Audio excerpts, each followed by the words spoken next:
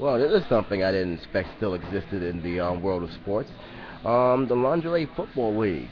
Yeah, I thought they was already gone, but apparently they ain't, and they seem to gain popularity to the point where the league has finally decided to do some major changes to their brand. They're actually going to be rebranding the league. It was announced yesterday that the Lingerie Football League will change its name to the Legions Football League, still retaining the LFL logo, according to their founders and chairman, Mitchell S. Moza.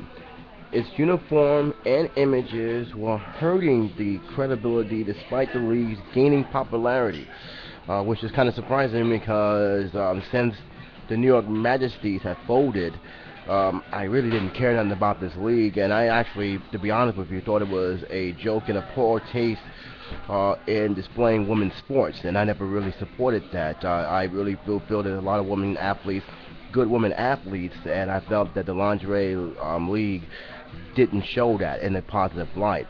But apparently, I was mistaken that it was not going to last long. It actually lasted longer than I expected. The league has been around, I believe, since 2004, 2003, actually.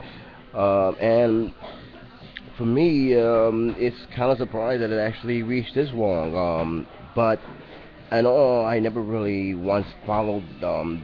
I never really much cared for them.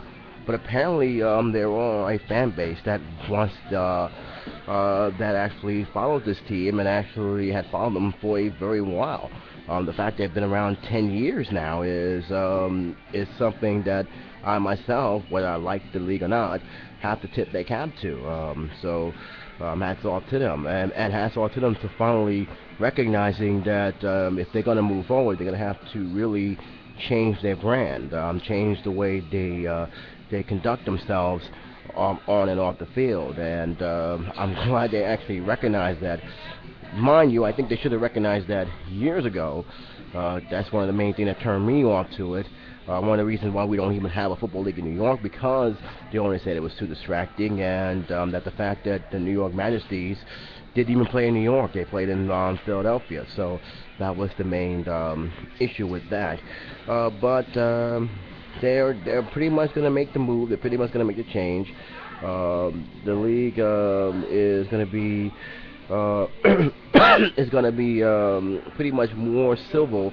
When I mean civil, that is, the lingerie will no longer be the main focus of the uniform.